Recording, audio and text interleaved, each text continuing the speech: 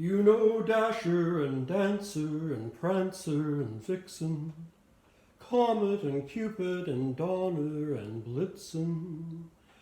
But do you recall the most famous reindeer of all? Rudolph the red-nosed reindeer had a very shiny nose, and if you ever saw it, you would even say it glows. All of the other reindeer used to laugh and call him names. They never let poor Rudolph join in any reindeer games. Then one foggy Christmas Eve, Santa came to say, Rudolph, with your nose so bright, won't you guide my sleigh tonight? Then how the reindeer loved him as they shouted out with glee, Rudolph the red-nosed reindeer, you'll go down in history. Rudolph the red-nosed reindeer had a very shiny nose, and if you ever saw it, you might even say it glows. Well, I know you've all heard that song. I think it was originally sung by Gene Autry back in the day. And for those of you that are too young to remember Gene Autry, he was a singing cowboy back in the days when westerns were king of the screen. Anyway, how many of you know why Rudolph had a shiny red nose? Well, it was from eating eggnog bread. Yeah, true. And that's what we're going to make today, eggnog bread. Alrighty, let's get to it. You're going to need 2 bowls again, one for your wet ingredients and one for your dry. And we're going to put the wet ingredients together first. So you're going to want 2 eggs beaten. I didn't get out my spatulas, shame on me. Okay, so 2 beaten eggs. You can beat them hard or beat them light, it's up to you, but as long as they're beaten.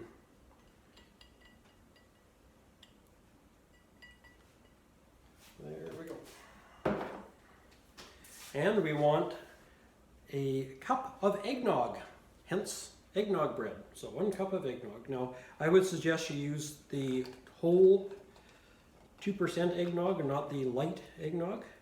I've never tried making this with light eggnog. It might work, but that's an experiment you'll have to try on your own, because I know what works and I'm going to stick with it. Alrighty. And then after your 1 cup of eggnog, you want 2 teaspoons of rum extract. We used rum extract yesterday, didn't we, for the chocolate rum cake? I guess I'm a rummy guy. There we are. 1 and 2. And we are going to want 1 teaspoon of vanilla extract. Oops, there goes the lid.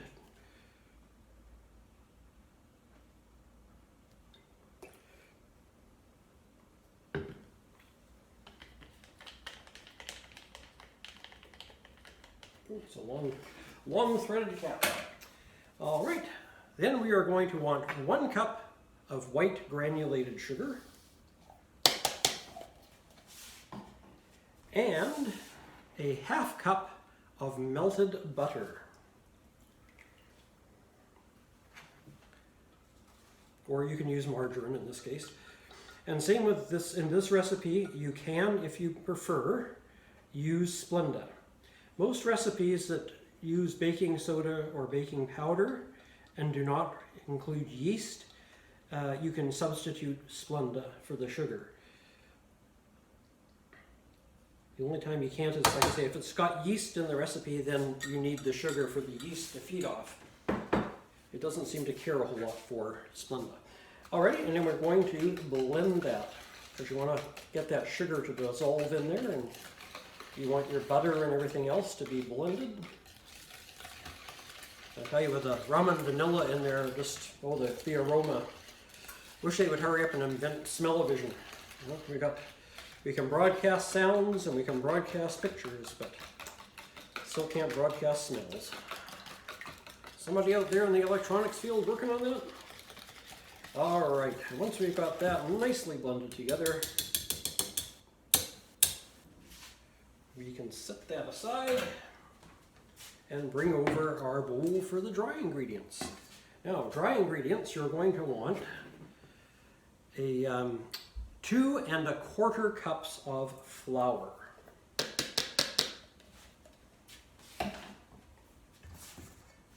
You're going to want 2 teaspoons of baking powder. Baking powder, not soda, baking powder. I always emphasize that because I once upon a time made a beautiful peach cobbler. It was so good looking that it could have gone on the front of a cookbook. But when I had my guests over, we all took our first bite at the same time, and a few seconds later we were all going because I had mistakenly used baking soda instead of baking powder. And so it looked beautiful, but it didn't taste very good. Alrighty, then we're going to want a half a teaspoon of salt, good old table salt, and a 1/4 teaspoon of nutmeg.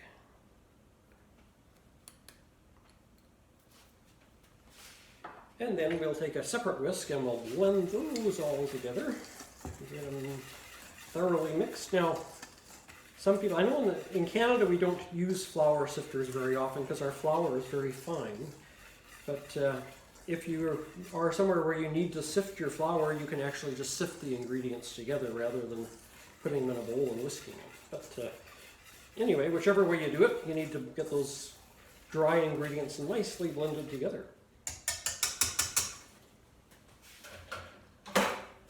All right, now we have our wet ingredients and our dry ingredients. I'm just going to tilt the camera down so you can see what's going on here a little better. There we go. I always forget you're here for the cooking part, not to look at me. So there we have it. Now what I didn't mention is before you start doing this, 2 things you want to do. One is preheat your oven to 350 degrees Fahrenheit. And the other is to grease and flour a loaf pan. They're about 5 by 9, I believe it is. I'm not sure how deep that would be, probably 3.5, 4 inches. All right, and so now the next thing you want to do is blend your wet and your dry together. So pour a little bit of the wet in there. And I go to the fork. Now I could use a mixer for this, as I did yesterday for the chocolate cake, but this is one I can do by hand. And we don't have to listen to the mixer making its noise.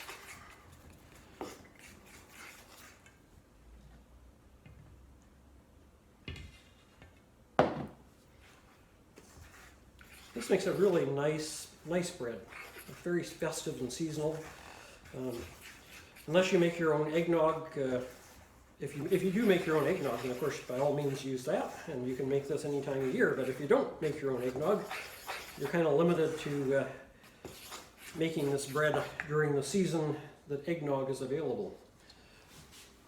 And I am an eggnog lover.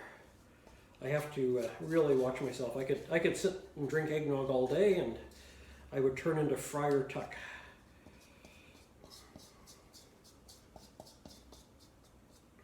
And as you probably saw from my profile, I'm already sort of working on that. Alrighty.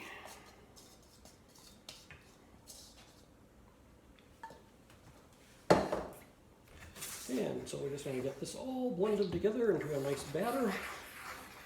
It's going to take a little bit of work, especially doing it by hand, but it's not that hard. So the biggest trick is not slopping and making a big mess, right?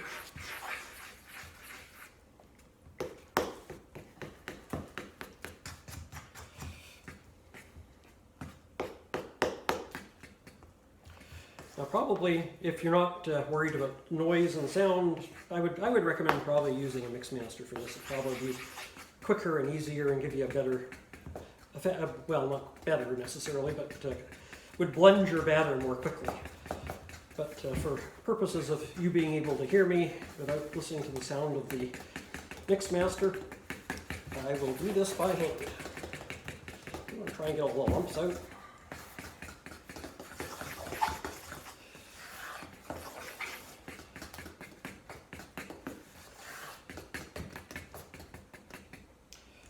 we have it. Then we need our spatula back. And as you can see, that didn't take that long to do, even by hand. So, and it'll build up your arm muscles. It's amazing how we've gotten so used to modern conveniences, and yet really in the course of the history of the world, a lot of those modern conveniences haven't been around that long. So you think of your grandmother or great-grandmother who used to have to take the rugs outside a couple of times a year and take a rug beater and beat the heck out of them. And she had to do things like this by hand, as I'm doing, no Mixmaster, and no vacuum cleaner, all those things that we take for granted these days. And our batter is ready, as you can see, and we're going to put that into the loaf pan. Because if we don't, we can't put it in the oven to cook. I guess we could stick it in there in the bowl. I don't know how that would turn out. But, it might take a little longer to cook, I guess.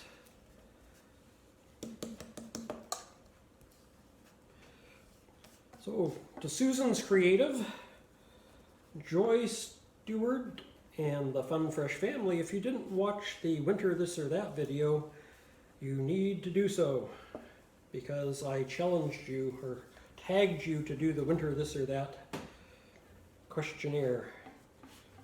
I know I'm mean, aren't I?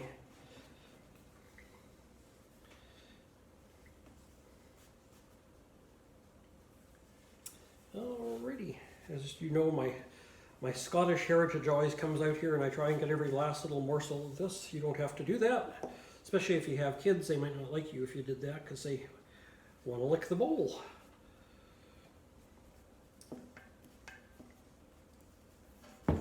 There we go.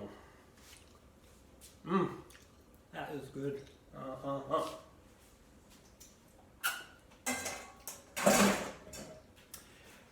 And now our loaf is ready to go. And boy, I was messy then. Off the counter. Our loaf is ready to go in the oven, so we're going to put it in a 350-degree oven for 50 minutes. That's 50, not 50 minutes. Now this can take sometimes only 40 minutes, sometimes up to an hour. Depends on your oven. My oven, 50 minutes seems to do it. You know your oven better than I do, so you'll know if you need to shorten that time or lengthen it. If not, I'd suggest put it in for 40 minutes and then check it with a probe, a toothpick, see if it comes out clean. And if not, then give it an extra 10 minutes, check it again, and you can just sort of do that until you find it is ready. Once you insert your probe and it comes out clean, you're good to go. So let's get this in the oven and get it baking. We'll set our timer for 50 minutes. And it's off to the races. So we'll let that cook, and I'll wait the 50 minutes, and you can wait, and it'll be just like that, and you'll be back. Well, our 50 minutes is up. The timer has just gone off, so let's check our loaf and see if it's done. Yes, indeed, the probe came out nice and clean. So we can turn our oven off and take our loaf out of the oven. There we go, we'll just slide over here. Tim Conway, you're hard out. You have dwarf, I have short Ian doing cooking videos.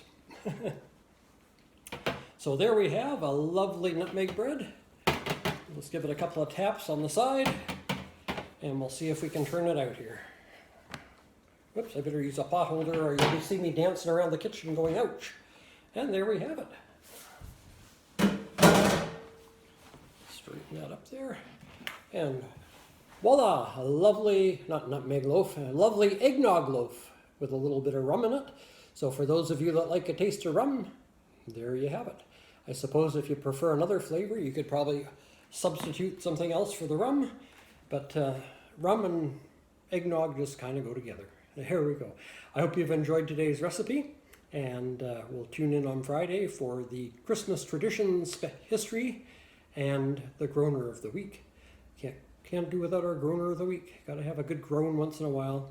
Good belly laughs good too, but my jokes tend to bring more groans than belly laughs.